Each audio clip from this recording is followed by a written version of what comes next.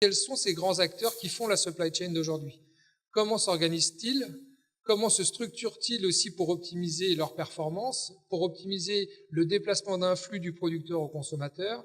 Et quels sont les impacts de leur stratégie sur vos territoires? Donc c'est fondamental de passer à travers ces étapes pour bien sentir l'accélération de la globalisation, pour avoir des chiffres clés qui vous permettent de comprendre pourquoi des acteurs privés, des sociétés, des entreprises qui sont basées parfois très très loin de la Martinique ont un impact direct sur le développement de votre territoire. Je ne sais pas si je dois... Moi, le problème, c'est que si je ne bouge pas, ça ne va pas le faire. Hein. J'aime bien me balader quand même. On prendra, parce qu'en 40 minutes, on peut pas, évidemment, on reste dans des grandes généralités, mais ensuite, on prendra quelques exemples, quelques échantillons de conséquences de ce que sont ou comment s'organise cette supply chain mondiale. Donc on ira dans l'énergie, on ira dans la révolution digitale, on ira aussi sur le questionnement suite à l'intervention de l'État français sur le rôle de l'autorité portuaire dans cette dynamique. Avons-nous encore les moyens territoriaux de défendre nos propres intérêts dans une supply chain globalisée et mondialisée avec des acteurs qui sont parfois bien plus puissants que même un État-nation? Donc ça sera la partie 2, et puis la partie 3, ce sera simplement, parce que je ne suis absolument pas un expert de la Martinique, ce sera simplement un exemple très concret, en prenant celui de la croisière, de comment finalement vous, la jeune génération, vous pouvez être un acteur moteur de l'attractivité de votre territoire à travers l'innovation, à travers votre engagement, à travers votre capacité à produire de nouvelles formes, et on le verra plus dans le détail, mais de nouvelles formes de collaboration. Le précédent orateur a bien parlé souvent de projets collaboratifs, de co-réalisation. On verra que finalement, parfois, il ne faut pas grand-chose pour que le territoire se différencie qualitativement et qu'il devienne plus attractif que le territoire voisin. Et puis, ce sera le temps de conclure. La fondation, en quelques mots. La fondation, c'est ce que les anglo-saxons résument très très bien, c'est un think tank. Les francophones aiment bien, et moi j'aime beaucoup cette idée, c'est un laboratoire d'idées. C'est un laboratoire d'idées qui a été lancé il y a 7 ans parce que on avait comme prétention, et on l'a toujours, de dire que dans le monde de la supply chain, on réfléchit à très court terme. On est piloté par des flux financiers de rentabilité qui font que les stratégies sont très court-termistes. Et pourtant, c'est un paradoxe, la supply chain a besoin de se projeter dans le long terme. Parce que la mobilisation en capital est très très importante, et donc il faut avoir cette ambition de projeter de la stratégie, de faire de la prospective stratégique. Ce sont des gros mots dans la supply chain, ce sont des gros mots dans la logistique de penser à long terme. La long terme dans la logistique, c'est au-delà de 12-18 mois. Alors imaginez bien que quand on a lancé le think tank, le laboratoire d'idées, c'était pour avoir l'audace de penser à long terme, d'esquisser les schémas logistiques de demain, ou tout du moins de les disséquer, de les analyser pour pouvoir aider les acteurs, notamment de la francophonie, à mieux anticiper les stratégies, à mieux participer à l'esquisse des global supply chain mondiales. Donc, la fondation, ça repose sur 2 piliers, prospective et stratégie. Nous sommes sous égide de la Fondation de France, donc j'ai des donateurs comme CIBA, comme Bolloré, que vous connaissez, comme Ernst & Young, que vous connaissez, mais aussi des petites structures de conseil qui donnent de l'argent à la fondation pour que je vous le redonne à vous. Alors ça devient intéressant. À vous, c'est-à-dire toute cette capacité de recherche publique, les universités, les IUT, les laboratoires, et je vous challenge. Je vous demande de réfléchir à ce que serait la supply chain de demain en Martinique pour pouvoir attirer des flux, pour pouvoir capitaliser sur les flux existants, mais aussi et surtout attirer de nouvelles formes de flux, de nouvelles formes de valeur ajoutée à travers de l'innovation. Et nous, on ne perçoit pas l'innovation comme de la techno. On perçoit l'innovation comme du management stratégique, de l'organisation. On n'est pas un laboratoire qui va ne recruter, entre guillemets, ou ne faire travailler que des ingénieurs. Au contraire. Donc, à quoi ça sert la fondation? C'est 250 personnes dans le monde qui a son petit projet, ou ses petits projets, parce qu'on travaille en collaboratif, dans 50 pays dans le monde, et qui produit de la matière, grise. Des bouquins, des notes stratégiques, on conseille différents États, Alors quand je dis on conseille différents États, c'est extrêmement prétentieux, mais comme nous sommes sous égide de la Fondation de France, nous sommes d'utilité publique. Donc effectivement, le Premier ministre de Madagascar télécharge les bouquins de la Fondation comme vous allez pouvoir le faire. Et puis de temps en temps, vous avez un coup de fil qui dit moi en Madagascar ou moi en Guinée-Conakry, j'ai telle problématique, est-ce que la Fondation peut réfléchir et me proposer des solutions d'avenir à travers des réseaux de recherche? Donc vous voyez, c'est quelque chose d'assez innovant, parce que dans notre écosystème, et je dirais même presque dans notre culture, la pratique de l'innovation stratégique et de la prospective, ce sont des choses qui sont assez galvaudées ou très peu développées, notamment dans les universités. Vous n'avez pas de cursus de formation en prospective et en stratégie. Nos chères élites de l'ENA n'ont pas de module de prospective sur notamment la logistique mondiale. Je pense que c'est une lacune. Donc c'est à vous, demain, là, tous les jeunes qui ne voient rien sur l'écran mais qui m'écoutent, c'est à vous, demain, d'être les producteurs de ces matières que je dirais intellectuelles, mais surtout appliquées. Si des entreprises donnent de l'argent à la Fondation, c'est pas pour qu'on réfléchisse dans notre silo, dans notre tour d'ivoire et qu'on produise de la théorie. C'est véritablement que ça doit être appliqué, opérationnel et que ça doit finalement rapporter de l'argent. Voilà. Donc, excusez-moi, c'est un peu long, mais cette fameuse Global Supply Chain, ou cette logistique globale intégrée, elle commence, et on fait tous de la logistique finalement, elle commence par le producteur, qu'il soit un producteur de matières premières, qu'il soit un producteur d'énergie, qu'il soit un producteur de produits manufacturés, et ces producteurs, on assiste à une accélération de la concentration des entreprises qui deviennent de plus en plus grosses, de plus en plus protéiformes et qui contrôlent la valeur globale produite à l'échelle de la planète. Vous allez me dire, ça y est, il est parti dans le délire. Concrètement, ça veut dire quoi? Ça veut dire que 500 entreprises dans le monde produisent plus que la moitié de la valeur mondiale. Imaginez la concentration de pouvoir entre les mains de quelques centaines de firmes dans le monde. Et la carte que vous ne voyez pas parce que vous êtes trop loin, la carte explicite très clairement que ce monde, il est encore très bipolaire. La concentration de la valeur produite, elle est dans l'hémisphère nord sur 3 pôles qu'on appelle la triade, donc ça n'a pas changé depuis bien longtemps, l'Amérique du Nord, l'Europe de l'Ouest et l'Asie du Sud-Est, mais particulièrement la Chine qui accélère. Pourquoi je vous dis ça? Gardez ces chiffres en tête. Plus de la moitié de la valeur mondiale produite dans les mains de 500 entreprises. Pas une seule dans le bassin Caraïbe, du moins nativement. Évidemment qu'elles ont des ramifications, évidemment qu'elles ont tout un tas d'entités qui travaillent même certainement en Martinique, mais ce ne sont pas elles qui font la stratégie globale. Donc, c'est très intéressant de constater qu'on a une véritable géostratégie de la mondialisation où finalement on est encore dans une forme de bipolarisation malgré l'effet de globalisation.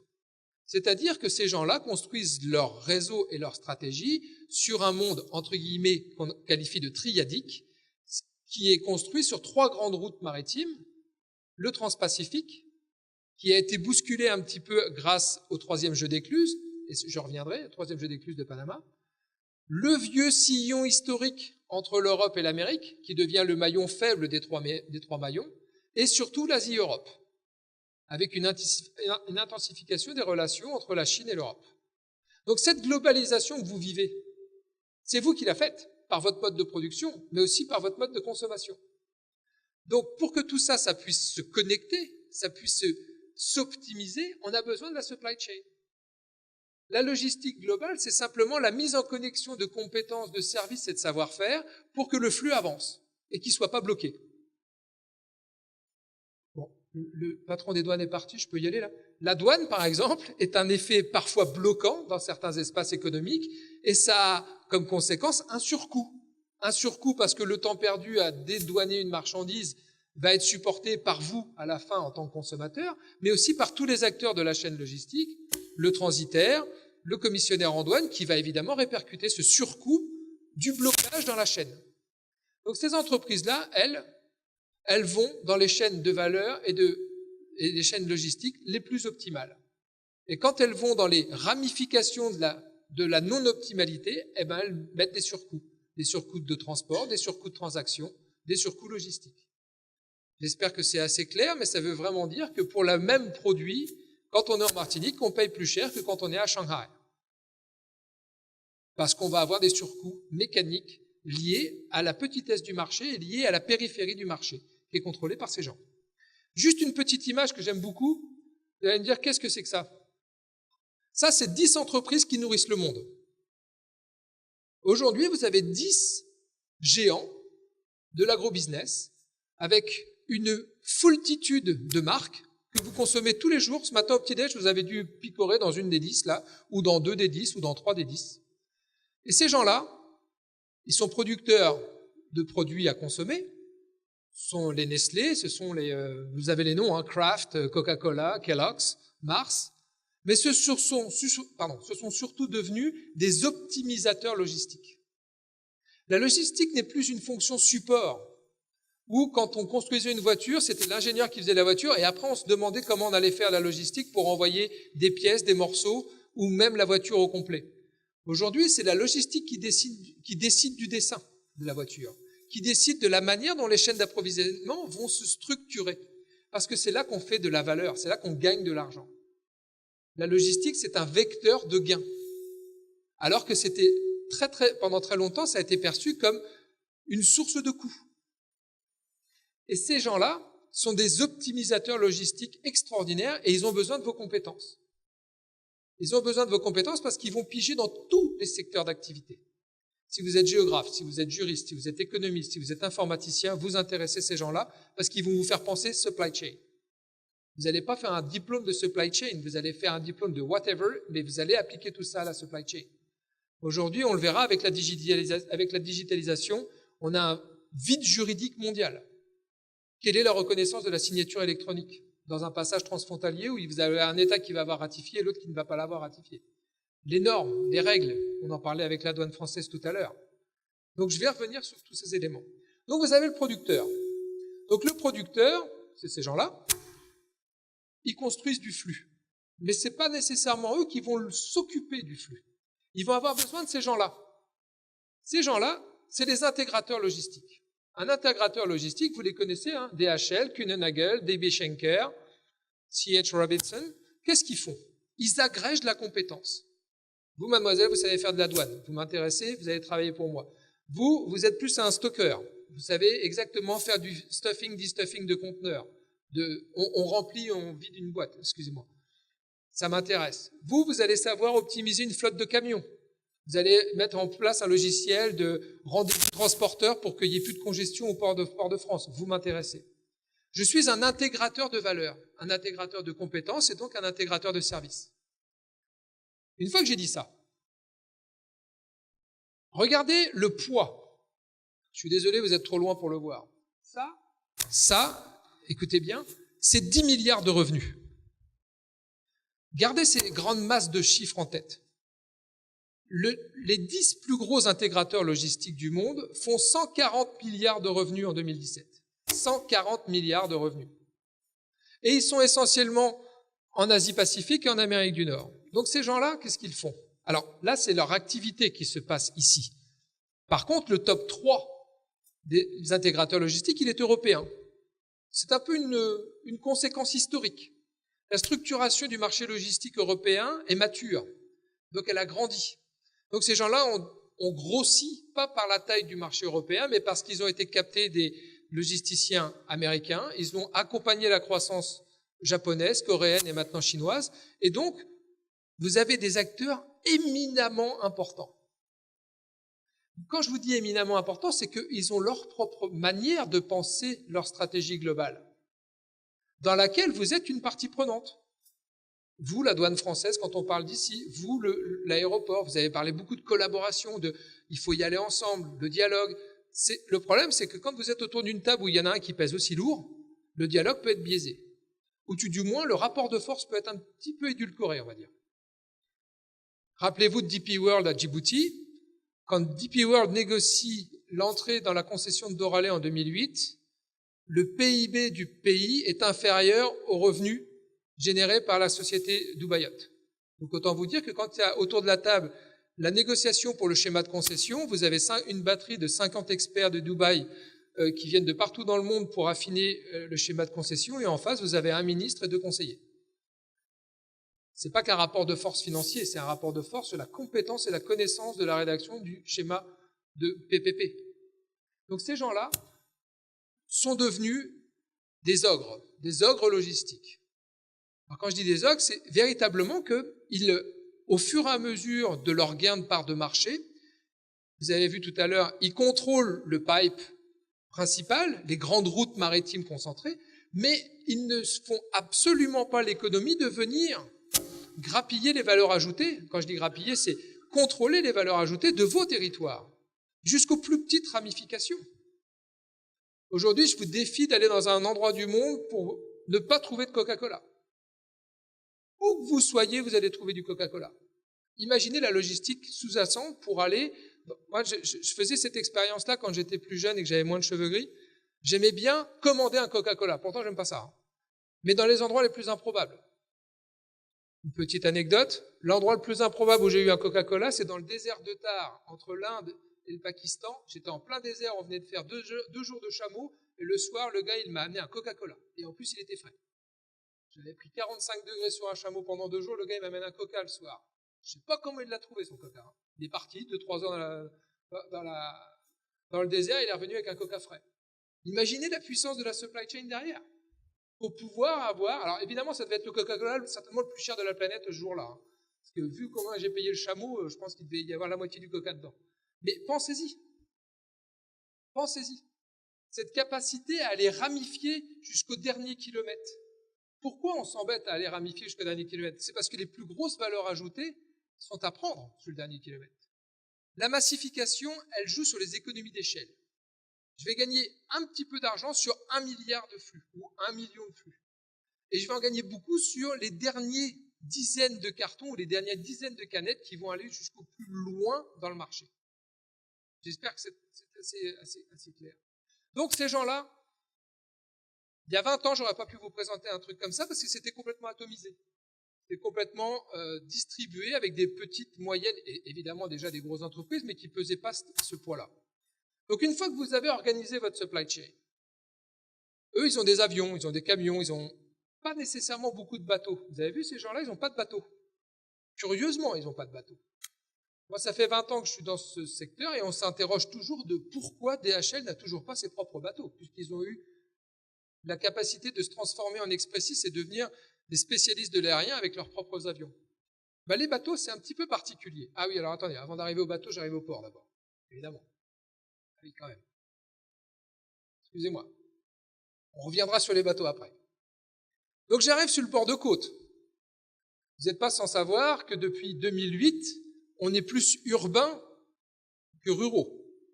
La concentration de la population sur la frange littorale, sur les 300 derniers kilomètres de frange littorale, apparemment en 2050, on va être 85% à vivre sur le littoral et 55% à vivre en ville. Et je vous fais le pari que dans le top 10 des villes mondiales, elles seront toutes portuaires ou elles seront toutes sur un trait de côte.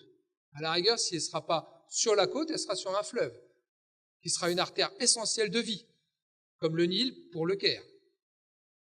Vous avez des exceptions, évidemment.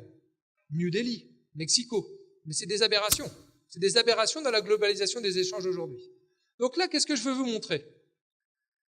Je veux vous montrer ce sont des témoins. La supply chain, c'est un reflet fidèle de la globalisation des échanges et surtout de la manière dont on veut bien consommer. Si demain on veut arrêter d'acheter au moindre prix, on casse la globalisation parce qu'il n'y a plus besoin d'aller produire à l'autre bout de la planète. Si on veut manger local, on va redécomposer la chaîne de valeur, mais il va falloir payer plus cher. C'est d'ailleurs pour ça qu'on ne le fait pas.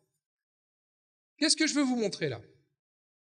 Je veux vous montrer qu'en 2017, le port de Shanghai, tout seul, il manipule 40 millions de VP, de boîtes. 40 millions de conteneurs, tout seul. Alors que, en 2000, Shanghai, il est là.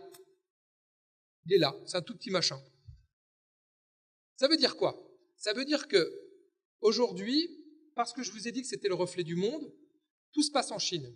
Tout se passe en Chine parce qu'on a bien voulu, collectivement, faire de la Chine l'atelier du monde, mais surtout faire de la Chine le cœur du système logistique mondial. Si vous produisez en Chine, il faut amener de la matière première en Chine. La Chine a consommé jusqu'à 100 millions, je ne me trompe pas, 100 millions de tonnes de charbon par mois. Là, ça décline un peu. 100 millions de tonnes par mois. Il faut avoir des sacrés réseaux logistiques, mais il faut surtout avoir une capacité portuaire exceptionnelle. Donc la Chine a planifié, structuré ce que j'ai appelé un sinocentrisme. Pourquoi je vous raconte ça? C'est parce que vous êtes un peu loin de la Chine. Vous êtes un peu loin de la Chine et vous êtes un peu loin du grand périphérique mondial qui tourne autour de la Chine, entrée-sortie. Vous avez entendu parler de One Road, One Belt, l'initiative chinoise de structuration mondiale du territoire. C'est génial. Alors là, la Datar, on aurait rêvé. On a déjà eu du mal à le faire à l'échelle de la France, mais là, ils perçoivent le monde comme la future structuration logistique mondiale à partir de la Chine, départ-arrivée. Et ça se traduit ici. Il n'y a pas un port européen dans le top 10 aujourd'hui. Pourtant, on représente encore un tiers du PIB mondial. Mais vous avez ces polarisations qui structurent les chaînes de valeur. Et qui dit polarisation dit périphérisation. Et le problème de la périphérisation, c'est que ça coûte cher. Et je reviendrai dessus. Donc, une fois qu'on est passé dans les ports, les fameuses compagnies maritimes. J'ai fait des trucs bizarres, mais vous aurez, je pense que ça parle après. Si les gens ont entendu la radio, on a parlé un petit peu hier du rôle de CMA-CGM. Vous connaissez bien CMA-CGM. C'est un faiseur de flux essentiel de la Guadeloupe, de la Martinique et de toute la Caraïbe. CMA-CGM, ils sont numéro 3 mondial. Devant, il y a MSC, un Italo-Suisse, et devant encore, il y a Maersk Line, un Danois. 3 Européens encore. Donc 3 Européens qui contrôlent les flux logistiques en les organisant et 3 qui les transportent à l'échelle planétaire. Là encore, quelque part, il y a une forme intéressante de contrôle encore de la stratégie globale autour des acteurs européens. Mais qu'est-ce que je veux dire par là? Je veux dire que ces trois-là, ils contrôlent la moitié de la flotte maritime mondiale et la moitié des conteneurs transportés à l'échelle de la planète. Et M. Luigi Aponte, le grand patron d'MSC, chaque samedi matin, il refait le monde.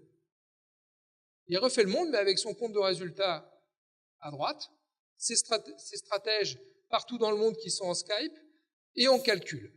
On calcule combien ça a coûté de venir en Martinique, combien ça va coûter si je passe par un hub, si je m'arrête à Kingston, si je m'arrête à Caucido en République dominicaine, et puis combien finalement je vais être en capacité de demander aux acteurs martiniquais de faire comme effort pour pouvoir continuer de venir en Martinique. Alors, c'est pas manichéen ce que je vous raconte, c'est pas des grands méchants, hein, mais ce sont des entreprises privées. Ce sont juste des entreprises privées qui, vous aurez beau avoir tous les états d'âme du monde, faire tous les efforts de la planète, à partir du moment où les stratégies sont figées, quand on investit comme CMA-CGM à Kingston, c'est pour 25 ans dans la concession. La capacité du terminal de Kingston, c'est plus que Guadeloupe, Martinique réunis et bien plus. Je ne vais pas donner de grande valeur parce que autrement ça va faire mal, ça va créer de la susceptibilité. Mais quand ils mettent des millions et des dizaines, voire même des centaines de millions à Kingston, ils ne les mettent pas ici. Ou alors ils vont en mettre un peu moins, ou beaucoup moins. Et surtout, il va y avoir une organisation des réseaux maritimes qui vont redéfinir votre place en termes de temps de transit, en termes de connectivité, en termes d'attractivité. Alors vous allez me dire, il est venu nous casser le moral, lui. Non, vous allez voir qu'on a des stratégies, on a des parades. Vous avez très très bien expliqué que c'est ensemble qu'il faut aller les regagner les parts de marché, ou du moins les défendre, en étant innovant, en proposant des solutions, avec peut-être nos petits moyens, mais c'est comme ça qu'on y arrive. Et c'est comme ça que les plus grands y arrivent. Le port de Rotterdam a 30 experts en intelligence de marché, BI, Business Intelligence. Il n'y a pas encore une cellule de BI dans un port français, une vraie cellule de BI. Des gens qui vont analyser l'ensemble de la chaîne de valeur pour pouvoir aller faire des propositions commerciales qui soient agressives sur un territoire donné. Je vous explique, pour être très clair, très concret, le port d'Anvers et le port de Rotterdam, très régulièrement, vont voir Michelin dans le centre de la France. Michelin, c'est vraiment le cœur de la France, avec un patron historique qui avait comme devise « mes produits sont français, ils passeront par des ports français ». Mais à un moment donné, là, quand vous avez des gens qui viennent vous dire « bon, on a fait toutes les analyses possibles et inimaginables et on sait qu'on est 9, 11, 12 ou 15% moins cher suivant les volumétries, suivant les modes de transport, on va vous mettre une rotation ferroviaire supplémentaire pour vos flux de début de week-end ou de milieu de semaine, etc., etc. On fait du sur-mesure. Quand on n'est pas dans le pipe principal, on essaie de faire du sur-mesure encore plus affiné. Là, je vous parle de Rotterdam, le premier port d'Europe qui fait ça. Donc, même si on est très très gros, on va chercher la valeur, excusez-moi l'expression, elle est un petit peu triviale, mais avec les dents, à la boîte, à l'euro près. Le directeur commercial du port du Havre, le plus grand port de France en conteneurs, chaque année, il va chez CMA CGM, mais chaque année, il va surtout chez MSC. 300 000 boîtes de transbordement chez nous. Et là, c'est un rapport de négociation qui s'engage. Parce qu'MSC peut, sur un claquement de doigts et 3 mois, et parfois même beaucoup moins, faire supprimer une escale, supprimer 2 escales, supprimer 3 escales. Et donc mettre à mal le modèle économique d'un port français, mais aussi toute la communauté qui travaille avec ce port. Donc ce que je veux que vous compreniez, c'est qu'il y a une concentration des pouvoirs de plus en plus évidente entre des mains de plus en plus privées, avec des pouvoirs publics qui se trouvent donc dans des situations où, finalement, construire de l'infra n'est plus suffisant. Et je reviendrai là-dessus sur le cas d'ici. Ce que j'aime bien avec la suivante, attendez, je me recule. Ah, chef, je crois qu'il y a un truc qui bloque. Je suis désolé. Monsieur de la technique. Ah, ça y est, c'est parfait. Regardez ce truc. Je l'ai construite cette nuit à 3h du matin. C'est ça qui est bien, Alexandra, c'est que comme vous venez pour moins de 24 heures, vous ne dormez pas. Hein, le décalage horaire, c'est devant votre écran que vous le gérez. Je vais être propre, moi, demain matin à la réunion au MEDEF. Regardez ça. Je les ai trouvés cette nuit, les chiffres. Le seul manutentionnaire, vous avez vu où on en était arrivé, hein. Donc les transporteurs maritimes, quand ils arrivent dans un port, ils ont besoin d'un port, évidemment, mais ils ont besoin d'un opérateur pour manipuler les boîtes. Il y a 40 ans, je dirais même il y a 50 ans, les opérateurs, les manutentionnaires étaient publics. Sous notamment la pression du FMI et de la Banque mondiale, tous les pays émergents ont transféré la responsabilité commerciale et opérationnelle de la manutention vers le privé. Dans nos économies, c'est le marché qui nous a imposé de le faire. Parce qu'on n'était pas assez efficace. Parce qu'un État n'était pas assez efficace dans l'investissement pour garantir des manutentions optimales. Donc vous avez un truc rigolo aujourd'hui, mais qui est assez délirant, c'est que les 3 premiers manutentionnaires, ils sont asiatiques, et ensemble, ils manipulent 250 millions de VP. Donc évidemment que quand Costco arrive dans un État comme la Grèce, qui va pas très bien depuis plusieurs années, où les caisses sont vides, et qui dit le port de Pirée, là, marche plus, là, marche plus du tout. L'État, plus de sous, les opérations catastrophiques. Pourtant, un des ports majeurs de l'entrée sur l'Europe centrale et l'Europe de l'Est. Et l'Europe communautaire. Eh ben, le port du Pirée devient un port à vendre. Et ça, c'est une évolution absolument essentielle à comprendre. Le port, c'est un objet stratégique régalien absolument indivisible normalement vis-à-vis d'un État. Vous, dans un État africain de l'Ouest, vous pouvez avoir jusqu'à 85% des droits et taxes qui sont ponctionnés dans un seul point d'entrée et de sortie qui est le port maritime. C'est le cas du Bénin, c'est le cas du Ghana, etc., etc. Or, aujourd'hui, je ne vais pas dire que les ports sont à vendre. Je vais dire qu'il y a une forme de marchandisation de l'autorité portuaire. Comprenez ce que ça veut dire. Il y a 10 jours, j'étais à Cotonou pour inaugurer un bouquin avec la communauté d'affaires du Bénin. Il y a une grande émotion au Bénin aujourd'hui. Pourquoi?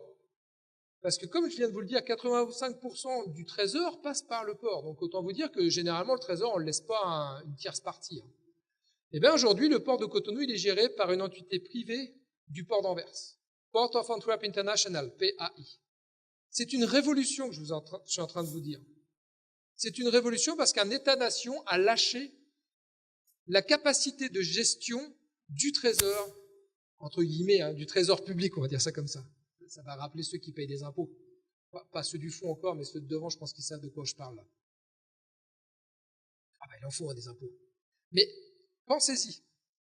C'est absolument essentiel parce que je vais vous livrer un petit secret là. On est filmé, mais tant pis.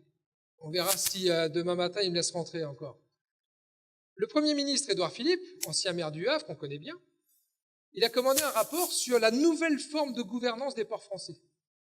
Là, j'ai le DG qui me regarde et me dit il va le dire, il va pas le dire. Dans la consultation publique qui a eu lieu, nous, on a été consultés, la Fondation. Et le patron qui rédige ça, c'est Philiseau, qui est un préfet dédié à cette fonction. Il demande jusqu'à quel point le curseur de la privatisation doit aller dans le mode de fonctionnement régalien français.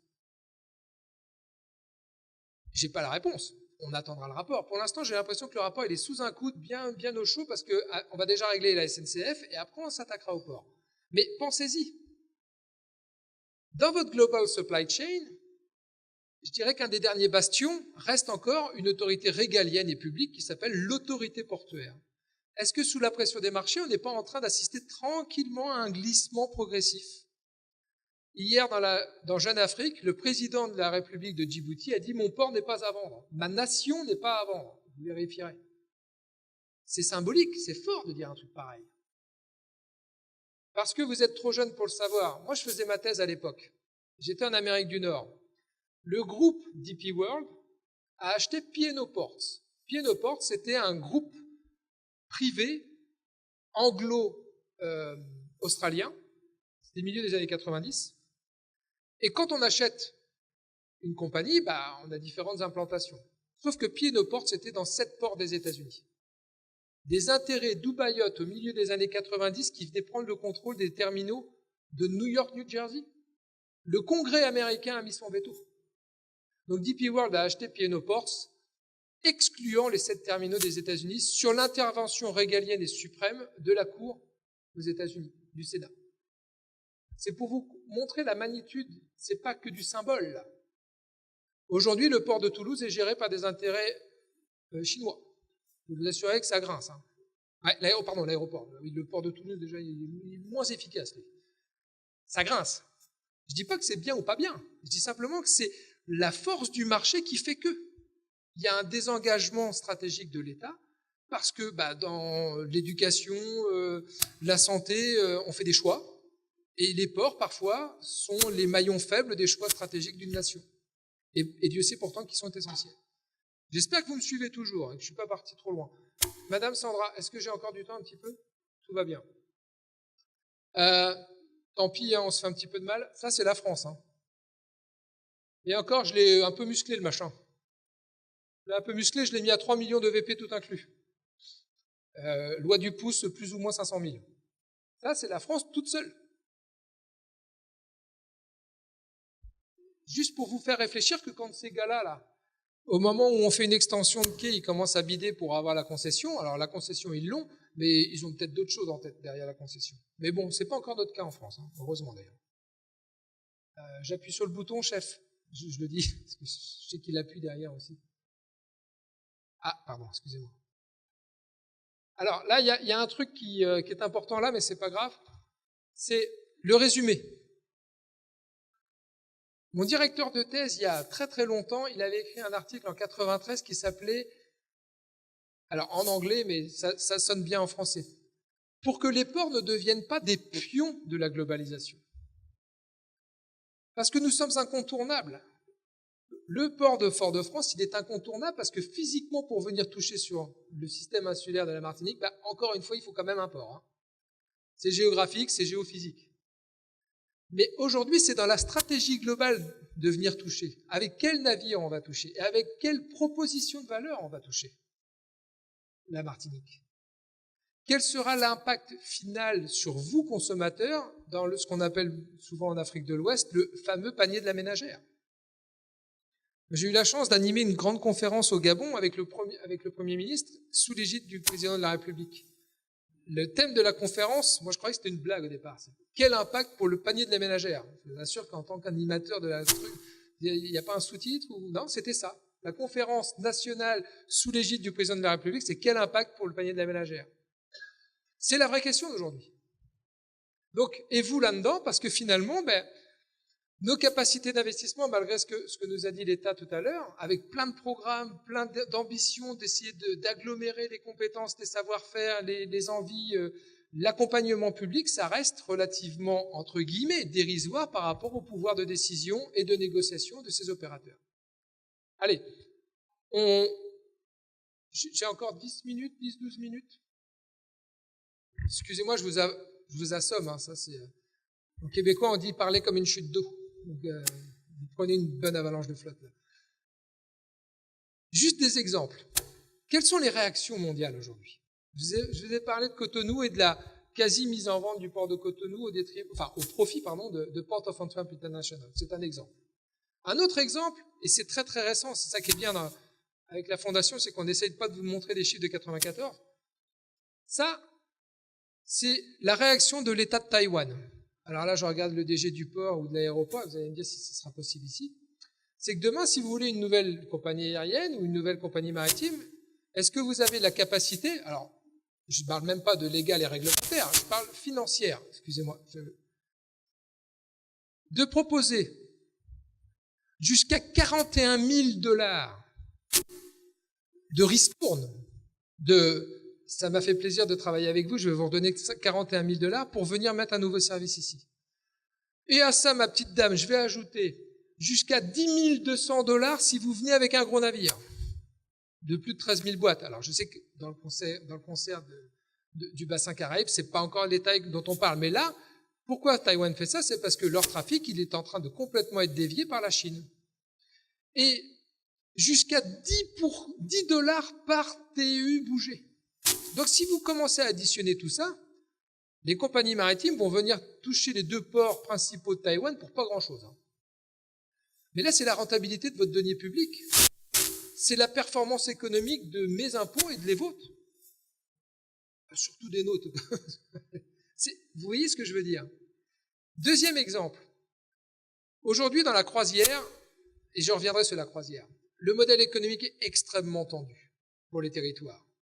On a beau dire qu'il y a de la retombée économique indirecte en dehors du port, je peux vous assurer qu'un développement, les directeurs de port, la croisière, je ne vais pas dire que moins ils en ont, mieux ils se portent, mais en tout cas, le modèle économique est tendu. Parce qu'il faut faire d'énormes concessions pour construire de très belles infrastructures avec des retours sur investissement qui sont souvent très, très, très maigres. Regardez les Turcs, ce qu'ils ont dit. Quand je vous ai parlé d'innovation, ça c'est de l'innovation. Tarifaire, certes, mais c'est de l'innovation. Les Turcs, ils ont dit, nous, la croisière, on est à quasi zéro et on veut être à plusieurs millions de passagers avant 2025. Bon, quels moyens j'ai ? Je vais déjà avoir une politique tarifaire absolument exceptionnelle d'incitation à faire venir les compagnies maritimes chez moi. Et donc, je propose des ristournes. Alors, celle-là, c'est pas mal. C'est là que je vous parle d'innovation. C'est qu'ils ont fait des ristournes saisonnières. Ils sont malins. Ça sert à rien d'essayer de faire des ristournes en plein milieu de la haute saison. C'est un peu comme une compagnie maritime, une compagnie aérienne qui va vous vendre un billet low cost alors que les avions sont pleins. Non. Si vous voulez la dernière place, vous allez payer très cher. Eh bien là, pendant les mois d'été, chaque passager, là je pense que le DG va trouver ça pas mal quand même, sur un 3500 passagers, vous donnez 3500 fois 25 $ de ristourne à la compagnie.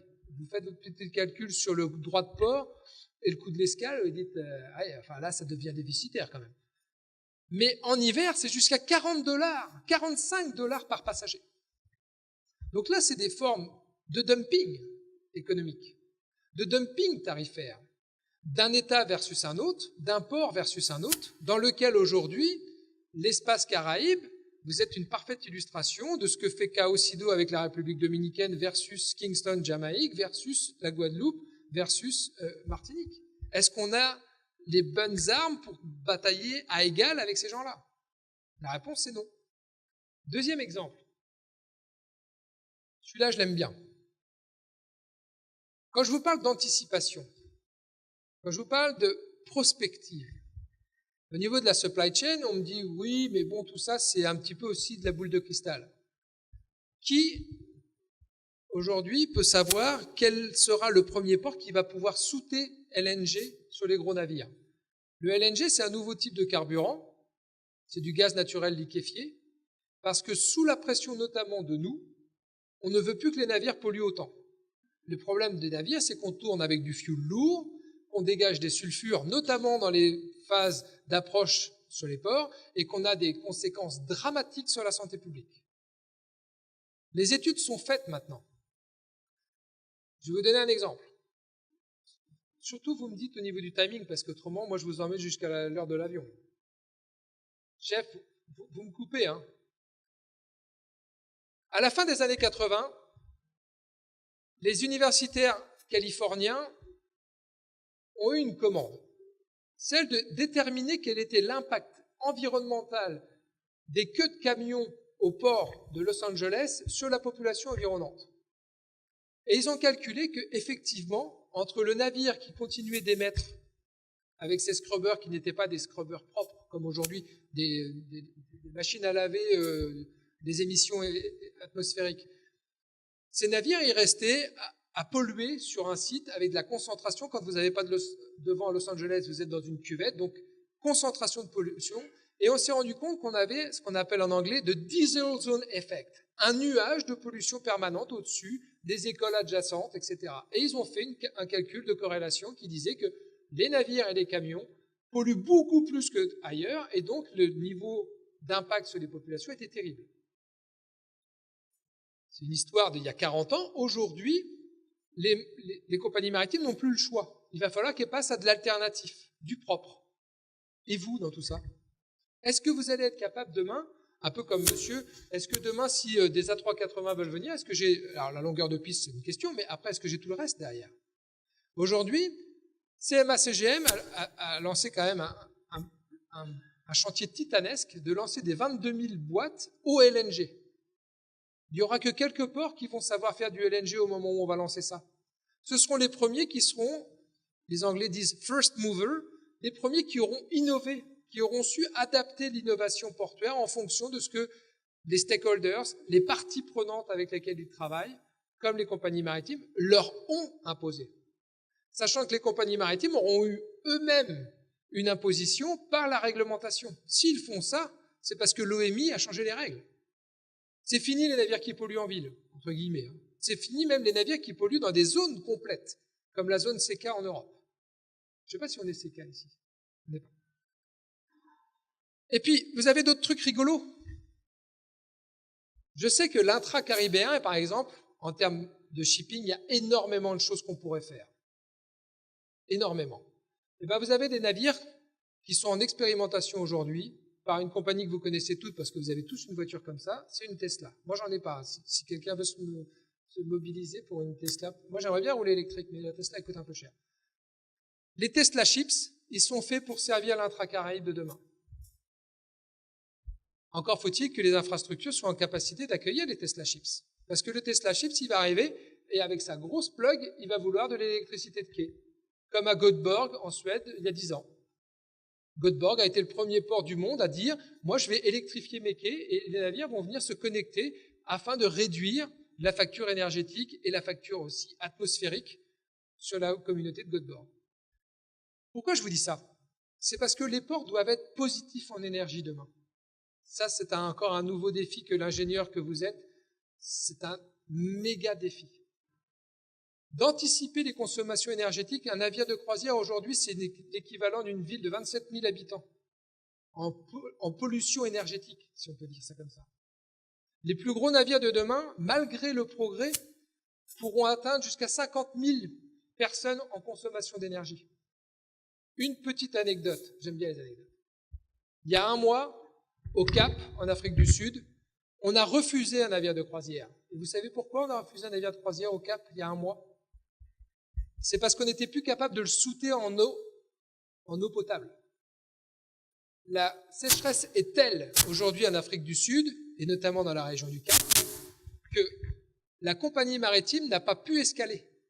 Parce que la population a dit non, l'eau déjà on va la boire avant de la donner à des croisiéristes qui vont venir ici 24 heures, certes amener de la valeur ajoutée, mais aujourd'hui nous on ne peut plus boire les vignobles, le vin Sudaf quand même.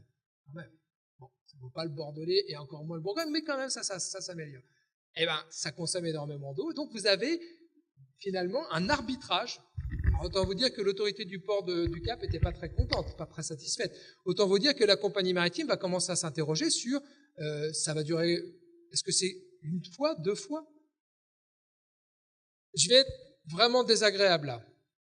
Les fameux couloirs, vous savez, maintenant avec la simulation météorologique, on est capable d'anticiper les fameux couloirs de tempête suite à ce qu'on a eu à Saint-Martin. Les compagnies, notamment de croisière, font des calculs d'investissement par rapport à des ports qui ne seront pas dans les couloirs. Et ça, vous ne pouvez rien faire contre ça. Vous ne pouvez rien faire contre ça. Là, c'est même plus la force du marché, c'est la force climatique qui va vous mettre dans la ligue ou vous exclure de la ligue. J'avance. Alors, ceux-là, je les aime bien, mais je vous le fais vite. Vous en avez entendu parler. La fameuse donnée. La supply chain, le trésor, le Graal, la pépite, c'est la donnée. Ce qui fait le pouvoir des compagnies qui contrôlent les supply chains, c'est parce qu'ils contrôlent les données. Et vous avez des gens qui ne sont pas dans la supply chain, ou du moins ils sont producteurs de données. Vous vous rappelez du début, ils sont dans les top 500. De producteurs, mais de données. Ce sont les fameux GAFA. Google, vous les connaissez tous. Google, Amazon, Facebook, Alibaba le chinois. Et les GAFA, ils sont en train de se dire, attends, le trésor c'est la data, moi je suis le producteur de la data. Comment je connecte, comment je corrèle la data à la logistique? C'est pour ça que vous avez des géants de la logistique qui commencent à s'intéresser très sérieusement aux GAFA et inversement. C'est le fameux délire d'avoir des navires Amazon dans une concentration verticale, dans une capacité à réabsorber le contrôle du flux à travers le contrôle de la data. Ça, c'est l'avenir. C'est véritablement l'avenir parce que, comme le dit le grand patron du premier armement du monde, Maersk Line, il dit si on n'est pas capable de faire correctement notre boulot, c'est sûr que des gens comme Amazon vont venir le faire à notre place et mieux. C'est ça la disruption. La disruption de la blockchain, de l'intelligence artificielle, de l'intelligence des objets connectés, de l'Internet des objets, c'est de savoir structurer et optimiser de la data, de la donnée. Pensez-y parce qu'aujourd'hui, les ports les plus innovants sont ceux aussi qui sont les plus avancés dans la data. Regardez le port de Rotterdam, qui travaille à un outil d'intelligence artificielle avec IBM. Je vous parlais d'intelligence de marché. C'est de l'intelligence de marché du futur. Hélas, les ports les plus petits, les ports les plus, tendus financièrement, n'ont pas les moyens d'investir dans ce type de recherche et de développement, ce type de projection et d'anticipation. Je passe, parce que là, il va falloir qu'on avance. Donc vous êtes un maillon, le port, autour de 4 variables, le coût, le temps, le risque et le service, et vous cherchez de la sécurité, de la qualité, de la fiabilité, de la productivité, etc. Ça n'a jamais changé. Et vous êtes dans un univers, dans un environnement, et là j'arrive sur la Caraïbe, et ça vous le savez, donc je ne vais pas aller plus loin, mais on est dans un environnement régional atomisé, c'est un mot qui n'existe pas mais qui est pratique, mosaïqué. J'aime pas balkanisé, c'est un mot qui est vraiment pas très joli. Pas parce qu'il y a Balkany dedans, c'est balkanisation, c'est autre chose, ça réfère à autre chose, je parle aux plus vieux là. Vous êtes dans une périphérie, vous êtes dans une régionalisation. Donc aujourd'hui, vous êtes impacté nécessairement par des surcoûts de transport et de transactions, par la petitesse de vos marchés insulaires nationaux, parce qu'à l'échelle régionale, on n'a pas encore réussi à coordonner tout ça. Et on en est très loin. On en est très très loin. Donc la conclusion, parce que j'arrive à la conclusion, chef, c'est que finalement aujourd'hui, comme on le disait à la radio tout à l'heure, c'est les forces du marché qui vont décider finalement plus ou moins de la manière dont vous allez pouvoir organiser votre supply chain. Donc vous allez pouvoir insidieusement ou non pouvoir influencer peu ou prou, et pas simplement en construisant un quai ou en faisant des ristournes. Ça ne suffira pas. Et on va quand même finir avec un petit message d'espoir. La croisière. Je vous donne un exemple très particulier. La croisière. Le modèle d'affaires de la croisière, il est terrible pour ce qui n'est pas shipping, qui n'est pas organisation du Global Tour Operator. Parce que ces gens-là ont tout absorbé. Tout concentré en vertical. On vous met sur la plage qu'on a décidé, vous allez boire ce qu'on a décidé, vous allez manger ce qu'on a décidé, vous allez remonter dans le bus qu'on a décidé, et donc la valeur ajoutée du territoire devient quasi nulle. Faible, très très faible. Mais il y a des moyens de lutter contre ça, entre guillemets. Et c'est ça, c'est avec ça que je conclus. C'est d'être innovant. Ayez l'audace de l'innovation. Alors ça, vous allez me dire, pipeau, gros discours pipeau. 3 exemples. Concret, pratique, tangible, pragmatique, réel. Pour dire que ce n'est pas du pipeau. Le môle portuaire. Dans le graphique que je vous ai montré tout à l'heure, il y aura 10 millions de croisiéristes supplémentaires en Asie. Les autorités portuaires ne veulent pas être dans la situation dans laquelle vous êtes, c'est-à-dire être déficitaire en termes d'investissement, parce que le croisiériste va se barrer, aller voir les murailles de Chine, va revenir et moi, j'aurai rien gagné. Premier exemple, Shanghai, Chine, mais aussi Osaka, Japon. Les futurs terminaux maritimes pour accueillir les futurs navires de croisière seront des môles portuaires où on va mixer l'usage foncier. On va mettre du récréatif, on va mettre du centre commercial avec des réductions de taxes, de la détaxation comme on a dans les duty-free. On va essayer de fixer le croisiériste dans notre territoire un petit peu, juste assez, pour que quand il va à la muraille de Chine, il revienne et il fait ses courses dans mon môle de mon port. Et les dividendes seront dans ma caisse. Et là, je change un peu le rapport économique à l'escale. Exemple 1, concret. Aujourd'hui, Shanghai, ils sont en train de construire ce nouveau terminal avec le prolongement du terminal en un môle. Bon, je ne sais pas si vous êtes allés déjà au Japon, les Japonais sont allés un petit peu plus loin. À Osaka, ils vont même reproduire des sites touristiques plus éloignés dans l'intérieur japonais pour que, tant qu'à faire, on fait le tour en carton, mais au moins on aura tout vu. On fait la photo avec le canal, le machin, on remet Venise en plein milieu de Osaka, j'exagère un peu, mais c'est ça.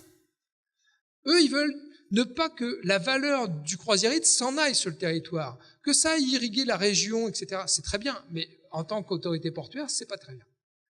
La deuxième chose, l'escale digitale 4.0. Ça veut dire quoi? Ça, là, je parle aux étudiants. Je ne sais pas si vous avez déjà eu l'occasion de faire un hackathon ici. Il y en a eu un en Guadeloupe. Un hackathon, c'est de dire, comme on dirait au Québec, toi, mon jeune, tu sais faire ça. Tu sais utiliser une application. Moi, mes parents, ils n'ont jamais commandé un truc sur Internet. Moi, mes enfants, aujourd'hui, quand ils commandent quelque chose, ils regardent ce qu'ils voient dans la vitrine et ils vont checker sur Internet si ça ne peut pas venir de Chine. On a changé le rapport grâce au smartphone. Ouais, mes étudiants, je dis, il y a eu 3 révolutions en 50 ans. Le conteneur, la boîte métallique, l'Internet et maintenant le smartphone. Et les 3 sont liés. La révolution digitale, ça veut dire quoi? C'est que demain, vous êtes capable de monter des applications sur mesure pour l'escale en Martinique. Vous devez créer de la différenciation. Vous devez dire à l'opérateur maritime, tu viens ici parce que tu vas avoir une expérience unique grâce à de l'information poussée sur les smartphones. C'est encore un peu obscur, je précise. Vous allez pouvoir créer des, entre guillemets, si on vous laisse le faire. Et je sais que le rapport de force avec les compagnies américaines n'est pas tout à fait le même que celui qu'on a en Europe avec les compagnies européennes. Mais pousser de l'information de qualité, c'est dire à un croisiériste, je vais te faire un truc sur mesure. Tu aimes le vin, enfin, attendez, je reprends, tu aimes le rhum, tu aimes la plage, mais tu aimes aussi le folklore, alors je vais te faire un truc sur mesure que tu vas avoir sur ton smartphone avant d'arriver. Et tu vas avoir un monsieur qui va t'attendre à l'arrivée et qui va t'emmener faire ton tour, moyennant finance. C'est ça la révolution digitale, c'est d'aller dans l'ultra fin. C'est l'antithèse de la massification. Le navire arrive avec 5000 passagers, il y en a peut-être que 500 qui vont prendre le programme sur mesure du smartphone. Ben, c'est ça qui va faire que votre escale va être différente, qu'elle va être notée différemment. Ça vient pas de nulle part, ça. Ça vient du directeur général France-Europe de MSC Cruise, avec qui j'étais sur un séminaire, pour réfléchir à la différenciation stratégique de l'escale. Pourquoi je suis parti du hackathon? Parce qu'un hackathon, généralement, pendant 24 heures, on se fait plaisir. Une semaine après, on a oublié de quoi on parlait. La transformation du hackathon, c'est de mettre en place des processus d'accompagnement de start-up. C'est de tester avec les compagnies maritimes ces fameuses applications pour voir si ça marche. Vous voyez ce que je veux dire? Il y a des gens qui veulent faire du sport, par exemple. Ah, bah vous leur faites un programme sur mesure qui allie culture et sport. Et grâce à l'application, il est capable d'aller d'un point A à un point B à un point C à un point D de manière sécuritaire, avec de l'information intelligente poussée sur son smartphone, en faisant du sport. Etc., etc. Vous pouvez démultiplier les choses à l'envi.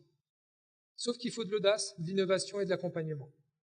Troisième élément, il est derrière. Ah oui, le troisième élément. Regardez ça. Ça, j'adore. Monsieur en a parlé sur l'aérien. Le paquebot doit être une destination pour vous. Vous êtes une destination pour eux. Comment vous retournez le miroir et faire du navire une destination pour vous? J'ai fait une conférence en Inde il y a 2 mois. Je suis là. Vous savez où je suis? Ben, je suis sur un navire de croisière. Et le matin, les croisiéristes sont descendus. On est à Mumbai, un beau bordel Mumbai pour circuler. Bah, plutôt que de mettre 300 conférenciers dans un Hilton 5 étoiles à payer très cher, on a profité de l'escale avec un partenariat avec Costa et on est monté toute la journée dans un superbe théâtre, très très bien équipé, avec une magnifique sono. Et l'après-midi, on a même eu le droit d'aller dans le bateau, se promener. Donc vous aviez les gars en short, en tongs, et puis vous avez les gars à 40 degrés avec la cravate. Moi, je faisais partie de la deuxième catégorie, j'aurais préféré partie de la première. Mais c'est ça, l'innovation, de créer de la valeur. Moi, vous allez avoir un bouquin dans 1 mois sur le site de la Fondation où on parle de ces innovations pratiques. Comment vous pouvez créer un nouveau lien, une nouvelle relation entre la ville et le port en faisant du bateau aussi une destination pour les insulaires, pour les locaux, pour les gens de la ville. Et vous avez une déclinaison de choses, comme des concours de musique, comme des concours d'art que vous pouvez faire sur le bateau. Et à la rigueur, vous mixez les 2 populations, le croisiériste et le local. Vous valorisez la valeur locale. Tout ça est payant, tout ça a un coût, mais tout ça a des revenus, génère des revenus. Là, en Inde, le problème, c'était la gestion du flux physique du passager, qui descend assez facilement, mais alors faire monter 300 internationaux sur un bateau, c'était pas simple. Donc il y a encore des freins.